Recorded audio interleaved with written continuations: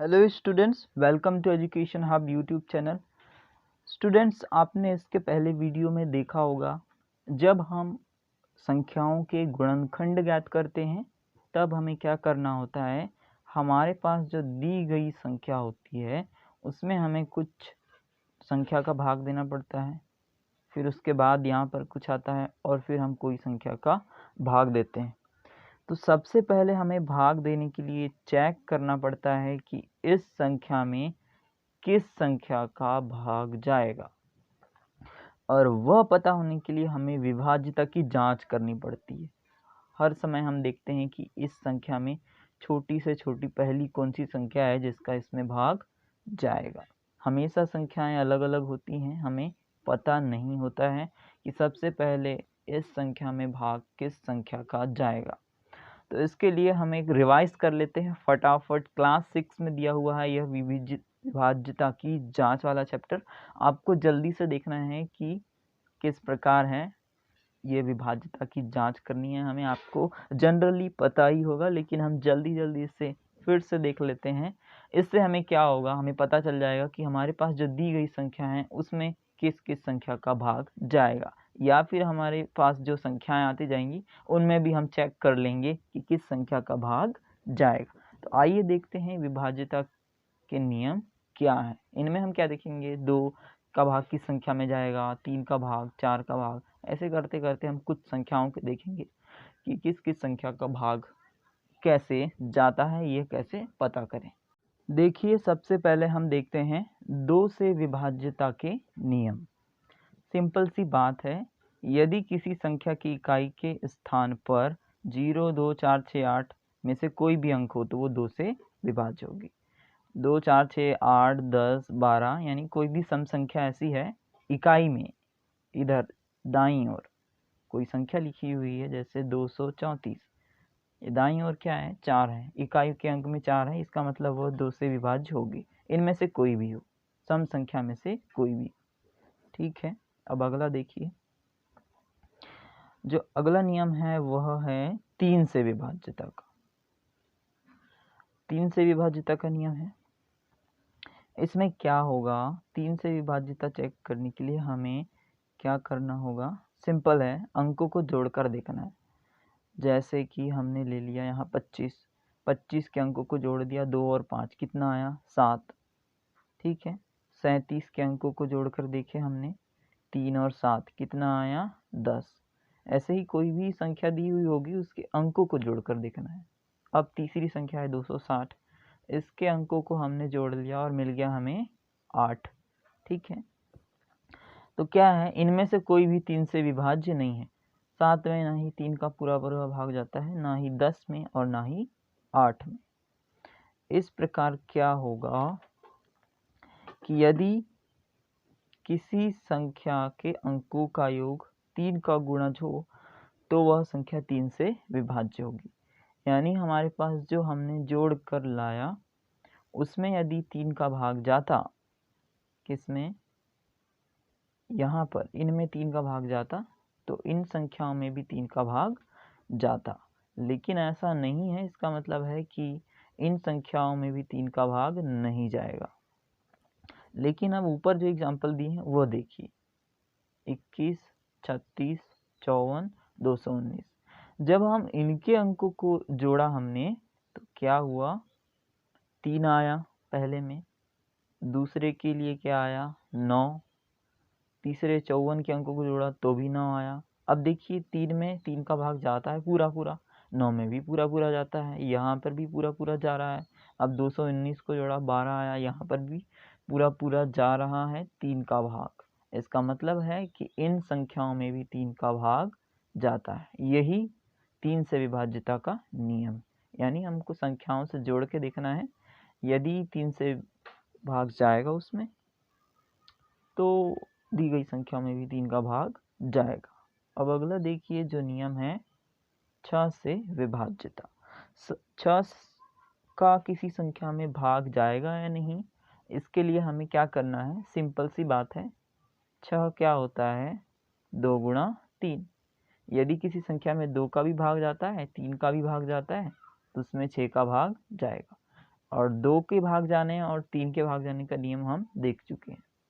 देखिए, जब 2 ही का भाग जाना है तो हम 2 ही का नियम चेक करेंगे, जब 3 का भाग देना है हमें तो हम 3 का ही नियम चेक करेंगे, और जब हमें 6 का भाग देना है यानी इनके गुणा का, जब हम दोनों का नियम चेक करेंगे। यदि उसमें 2 का भी भाग जाएगा और 3 का भी भाग जाएगा तभी 6 का भी भाग जाएगा। देखिए, जो अगला नियम है वह है 4 से विभाज्यता का। इसमें क्या करना है, देखिए जैसे 2 अंकों की संख्या है 24, इसमें तो 4 का भाग जाता है, हम इजीली चेक कर सकते हैं, ठीक है। और 2 अंकों की संख्याओं के लिए हमेशा ये नियम लागू नहीं होता है, इसीलिए हम 2 को तो ऐसे भी 2 संख्याओं से बनी 2 अंकों से बनी संख्या को तो हम इजीली चेक कर सकते हैं कि 4 से भाग जाएगा या नहीं। लेकिन अब 2 से ज़्यादा बड़ी संख्या हो गई, उसको क्या करना चाहिए, देखिए उसमें क्या नियम है कि जैसे 3 अंकों वाली संख्या है या 4 ज़्यादा अंक वाली संख्या है, 3 से ज़्यादा अंक वाली संख्या है, उसमें क्या करना है, वो 4 से उसमें जब भाग जाएगा, जब क्या हो, इकाई और दहाई के अंक में भी 4 का भाग जाए, तब उस संख्या में पूरा पूरा भाग जाएगा 4 का। देखिए कैसे, एक एग्जाम्पल यहाँ ये, इसमें क्या है, 2 इकाई और दहाई के अंक देखना है, इकाई में 2 है और दहाई में 1 है, यानी इतना 12, ठीक है। इकाई और दहाई के अंक को ले ले तो हम 12, और 12 में 4 का भाग जाता है, इसीलिए इस संख्या में भी 4 का भाग जाएगा। वैसे ही इसमें भी वैसा होगा, क्योंकि इकाई और दहाई के अंक को ले लें तो 16 हो जाएगा, और 16 में 4 का भाग जाता है, इसलिए इस संख्या में भी 4 का भाग जाएगा। उसी प्रकार बहुत सारी संख्याएं हो सकती है, यहाँ पर 3 ही एग्जाम्पल दिए हैं। अब आगे बढ़ते हैं, हम अगला नियम देखते हैं। अगला है 8 से विभाज्यता। 8 से जो विभाज्यता है उसका नियम भी 4 के जैसे ही है, लेकिन इसमें क्या हुआ है, 4 में हम क्या करते थे, इकाई और दहाई को लेते थे, लेकिन 8 में हम क्या करना है, इकाई भी लेना है, दहाई भी लेना है और सैकड़ा भी लेना है। इन तीनों अंकों को ले लें हम किसी भी संख्या के, और यदि उसमें 8 का भाग जाए तो पूरी संख्या में भी, दी हुई संख्या में भी 8 का भाग जाएगा। देखिए एग्जाम्पल दिया हुआ है, ये ले लीजिए। अब इसमें क्या है, 3 अंक ले लिए हमने, 216, इसमें 8 का भाग देकर देखिए कितना आता है, जाता है या नहीं भाग पूरा पूरा। यह है 2 अंक ले लेंगे, क्योंकि 8 से कम है 2, इसलिए हम इसके 2 अंक के ले लेंगे और हो जाएगा यह 21। तो 8 दूनी 16 हो गया, यहाँ बच्चा 5 और ये हो गया 56, 8 साथी 56। देखिए 27 बार पूरा पूरा चल गया। आखिरी में क्या है, 216, और 216 8 से पूरा पूरा विभाज्य हो जाता है, पूरा पूरा भाग चला जाता है 8 का इसमें, इसलिए जिस संख्या के अंत में भी 216 होगा, क्योंकि 216 में 8 का पूरा पूरा भाग जाता है, इसका मतलब है जिस संख्या के अंत में भी 216 होगा उसमें भी 8 का भाग जाएगा। देखिए यहाँ पर सभी संख्याओं में 216 है अंत में, यानी इन सब में 8 का भाग जाएगा। अब 216 के अलावा ऐसी कई सारी संख्याएं हैं जिनमें 8 का भाग पूरा पूरा जाता है, वो भी हों यदि किसी संख्या के अंत में, तो उनमें भी 8 का भाग पूरा पूरा जाएगा। अब अगला देखिए नियम क्या है, अगला है 9 से विभाज्यता का नियम। 9 से विभाज्यता का नियम में क्या है, सिंपल है, 3 के जैसे ही है, इसकी संख्याओं को जोड़कर देखना है हमें। 3 में क्या होता था, यदि हम संख्याओं को जोड़कर देखते थे, यदि उसमें 3 का भाग जाता है तो संख्या में भी 3 का भाग जाता था। 9 में भी ऐसे ही करना है, संख्याओं को जोड़कर देखना है, यदि उनमें 9 का भाग जाएगा तो दी गई संख्या में भी 9 का भाग जाएगा। देखिए एग्जाम्पल देख लेते हैं, जैसे यहाँ दिया हुआ है 9 के गुणज ही दिए हुए हैं, 9 दूनी 18, 9 त्रिक 27 में तो आप स्वाभाविक रूप से पता ही है कि 9 का भाग चला ही जाएगा, क्योंकि 9 के पहाड़े में ही आते हैं सब। अब हम नियम भी सिद्ध कर देते हैं इनको जोड़कर, जैसे 1 और 8 को जोड़ दिए तो 9 ही आया, 7 और 2 9 ही आया, 6 और 3 9 ही आया। देखिए सब को जोड़िए आप, 9 9, तो सब का अंक क्या है, अंकों का योग 9 है, तो इसका मतलब है कि इनमें 9 का भाग जाएगा। अब ऐसा ना हो कि जोड़ कर देखिए हम सभी में 9 ही आए, ऐसा नहीं होगा। अब हमें ज़्यादा संख्याएं दी रही, जैसे कि ये दिया हुआ है, इसका देखिए जोड़ करके 20 आया, ये 20 है तो ये 9 से विभाज्य नहीं है, इसका मतलब ये संख्या भी 9 से भाग नहीं जाएगा। पूरा जोड़ कर देखना है आपको, और जिसमें भाग जाता है उसका एग्जाम्पल भी देख लेते हैं, ले लेते हैं हम। जैसे कि हमने ले लिया 5 2 5 2, ये ले लिए हम। इसमें चेक करते हैं कि 9 का भाग जाता है कि नहीं। देखिए 5 और 2 7 और 2 9, देखिए योग क्या हुआ, 9 हुआ, इसका मतलब इसमें भी 9 का भाग जाएगा। ऐसे ही आपको जो दिए गए सवाल है, हमें गुणनखंड जब निकालना है, ऐसे ही करके आपको चेक करते जाना है। शॉर्ट में मैं आखिरी में ये बताऊंगा कि कैसे क्विकली पहुंचे, जल्दी से कैसे पहुंचे कि किस संख्या का भाग जाएगा। अब देख लीजिए 11 का, देख लीजिए 11 में क्या करना है हमें। 11 में हमें इधर से अंक लेने हैं, किधर से, इकाई से, ठीक है, इकाई की ओर से यहाँ से एक एक अंक छोड़कर, और उनको जोड़ना है। जैसे हमने ले लिया, सबसे पहले यही लीजिए 308, 308 में एक एक अंक छोड़ के इकाई से लीजिए, इकाई वाला, फिर एक अंक छोड़कर वो, इन दोनों को जोड़िए, ये देखिए 11 आया। और क्या जोड़ना है हमें, और बीच के जो बच गए उनको जोड़ना है। अब यहाँ बीच में 0 ही बचा, तो 0 में कुछ जोड़ना ही नहीं है। तो हमने पहले जो जोड़ा था, पहले हमने जो जोड़ा था ये, और बाद में हमने जो जोड़ा, उनको घटा करके देखिए, अगर वो 11 आता है या 0 आता है, या 11 का कोई पहाड़े में कोई आता है, वो आता है, तो 11 का भाग उसमें जाएगा। ठीक है, नेक्स्ट एग्जाम्पल देख लीजिए इसी प्रकार से। जैसे 1331, इसमें क्या हो रहा है, 1331 में देखिए एक एक अंक छोड़कर जोड़िए, इकाई से ले लीजिए, फिर एक अंक छोड़कर, फिर तो एक जोड़ेंगे हम, फिर 3 जोड़ेंगे, देखिए 4 आया। उसके बाद बीच वाला क्या था, 3, और उसके बाद 1, 4 आया, और उन दोनों को घटा कर देखिए क्या आया, 0।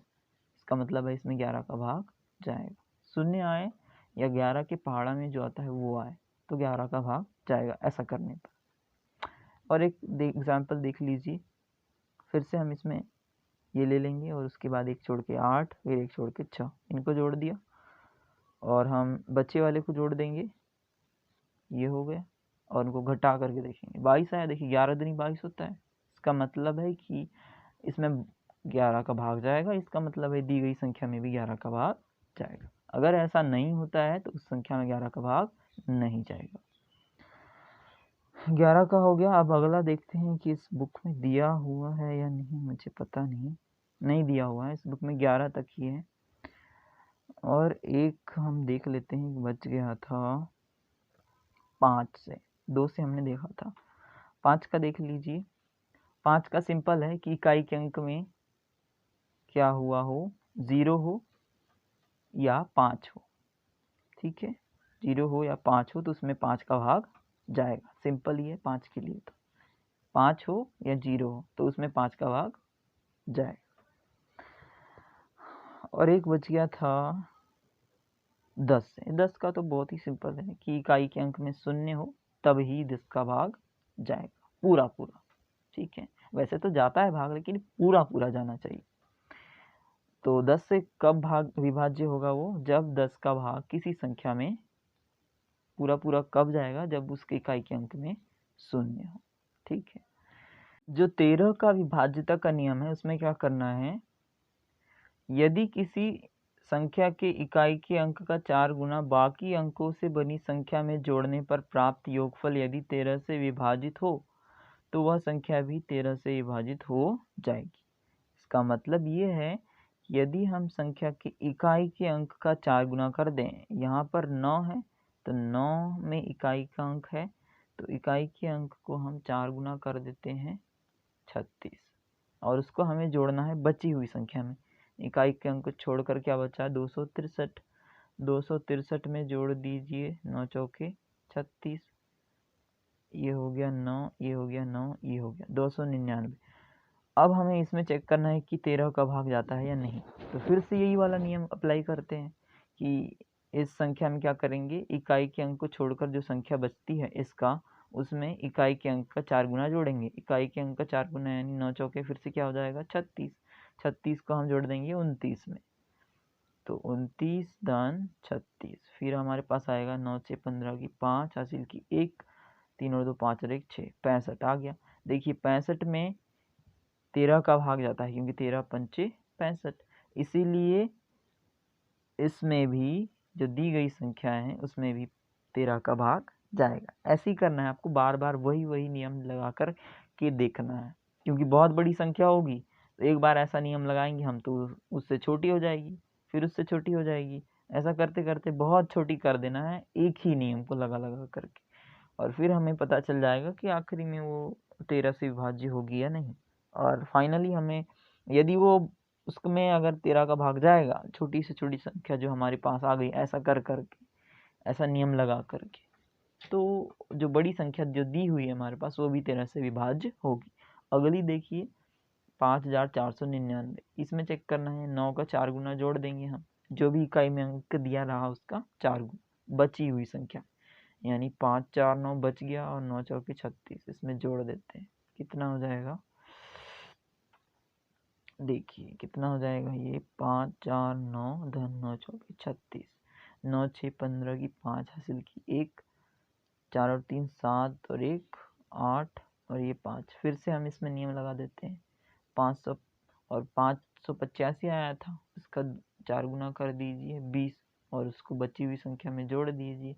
585 में से 5 हटा दिया हमने इकाई का अंक, और जो बचा था उसमें उसका 4 गुना जोड़ रहे हैं, ये हो गया 8, ये हो गया 5 और 2 7, देखिए 78 आया, यानी 13 छक 78, 78 में 13 का भाग जाता है, इसका मतलब है कि इस संख्या में भी 13 का भाग जाएगा। आई होप आपको समझ में आ गया होगा। देखिए 17 से विभाज्यता के नियम में क्या करना है, इसमें घटाना है लेकिन इकाई के अंक का 5 गुना, किसमें, इकाई के अंक को छोड़कर बची हुई संख्या में। देखिए एग्जाम्पल से समझते हैं कि हमारे पास एक एग्जाम्पल दिया हुआ है यहाँ पर, वह है 2074। 2074 में घटाना है, इकाई के अंक का 5 गुना है, यानी इकाई के अंक में 4 है, यानी 4 का 5 गुना कितना आएगा 20। 20 हमें घटाना है किस में, इकाई को अंक को छोड़कर बची हुई संख्या में 207 में। देखिए कुछ इस प्रकार होगा, 207 में हमें घटाना है कितना 20, घटा दिया हमने, ये आ गया 7, अब इधर से एक उधार लिया हमने, ये हो गया 10, 10 में 2 गया 8, और यहाँ बचा 1 क्योंकि उधार ले लिया था हमने, इसलिए यहाँ भी कितना बचेगा 1, 187 आया। अब भी हमें पता नहीं चल रहा है कि 17 का भाग जाएगा या नहीं, फिर से हमें वही नियम लगा के देखना है, जो बड़ी बड़ी संख्याएं होती है ना उसमें वही नियम लगा करके देखना पड़ता है। अब इसमें हम वही नियम लगाते हैं, यानी 187 में इकाई के अंक का 5 गुना करेंगे, 35 हो गया, और वो जो बची संख्या में से घटाना है, मतलब बची संख्या 18 हुई, 18 में हमें क्या करना होगा 35 घटाना होगा, घटाइए, देखिए उल्टा घटाना पड़ेगा क्योंकि ये बड़ी संख्या है और ये छोटी संख्या है, तो क्या करना पड़ेगा हमें, 18 ऋण 35 तो है लेकिन हमें ऐसा घटाना है, लेकिन उल्टा लिखा हुआ है, इसका मतलब हम 35 में से 18 घटाएंगे और उसमें से ऋण का चिन्ह लगा दें, तो क्या होगा ये 35 माइनस 18, 15 में 8 गया उधार लेके 15 हो जाएगा ये 7, और यहाँ बचेगा 2 और 2 में 1 गया 1, 17 आ गया, देखिए माइनस, और देखिए 17 में 17 का भाग जाता है, इसका मतलब है कि दी गई संख्या में भी 17 का भाग जाएगा, माइनस आए प्लस आए कोई लेना देना नहीं है, सिर्फ 17 का भाग जाना चाहिए। यहाँ पर ऐसी संख्या है जिसमें 17 का भाग जाना चाहिए। और क्या एग्जाम्पल दिया हुआ है, एक एग्जाम्पल और है 391 का, इसमें भी देखते हैं इस विधि का इस्तेमाल करके। इसमें क्या होगा, 300, ये है 391, इसमें क्या करेंगे, इकाई के अंक का 5 गुना, यानी 1 का 5 गुना यानी 5, उसमें जो बची संख्या है उसमें घटाएंगे 5 को, यानी 39 माइनस 5 कितना आ जाएगा, 9 में 5 गया 4 और 3 की 3। देखिए 17 दूनी 34, इसमें 17 का भाग जाता है, इसका मतलब है दी गई संख्या यानी 391 में भी 17 का भाग जाएगा। देखिए हर बार ऋणात्मक ही नहीं आएगा, पॉजिटिव भी आएगा। तो आप आई होप आपको ये समझ में आ गया होगा 17 का। अब क्या करना है, बड़ी बड़ी संख्या हुई तो बार बार ऐसा ही करते जाना है जब तक कि छोटा सा अंक ना आ जाए और जिससे हमें पता चल जाए कि हाँ उसमें 17 का भाग जाएगा। ठीक है, तो इस प्रकार आपको जो संख्याओं के विभाज्यता के नियम हैं वो आपको पता चल गए हैं। अब हम फाइनली देख लेते हैं कि शॉर्ट में हम क्विकली किसी संख्या में कैसे पहुंचे कि हमें पता चल जाए कि हाँ इस संख्या का भाग जाएगा। चलिए देखते हैं इसको। तो हमें क्या करना है, जैसे हमारे पास एक संख्या दी हुई है 205, इसमें हमें पता करना है कि किस संख्या का भाग जाएगा। देखिए जनरल सिंपल वे में देखिए इस संख्या में इकाई के अंक में क्या है, विषम संख्या है, यानी कि किसी भी सम संख्या का भाग नहीं जाएगा। ठीक है, सम संख्या यानी ना ही कितना लिया था हमने 205, ना ही इसमें 2 का भाग जाएगा, ना ही 4 का जाएगा, 6 का, 8 का, 10 का, इसी प्रकार जितनी भी सम संख्याएं हैं उनका भाग तो जाएगा ही नहीं। यह तो क्लियर कर लीजिए आप। अब हमारे पास क्या बच गई, विषम संख्याएं। 205 में विषम संख्याओं का भाग जाएगा। देखिए 1 का तो सभी में जाता है, 1 को तो देखना ही नहीं गुणनखंड निकालते समय, तो 3 से स्टार्ट करना है। तो 205 था, 3 विषम संख्याएं ले लेंगे हम, इनका भाग जा सकता है। तो सबसे पहले 3 का चेक कर लीजिए। 5 का कब जाता है, जब उसमें 5 हो या 0 हो। देखिए 5 है, इसका मतलब 5 का तो जाएगा, लेकिन गुणनखंड निकालते समय हम क्या करते हैं, छोटी संख्या लेते हैं। तो हमें छोटी से छोटी पता करनी है, इससे छोटी विषम संख्या है 3। अब उसका हमें पता करने के लिए हम क्या करते हैं, जोड़ के देखते हैं।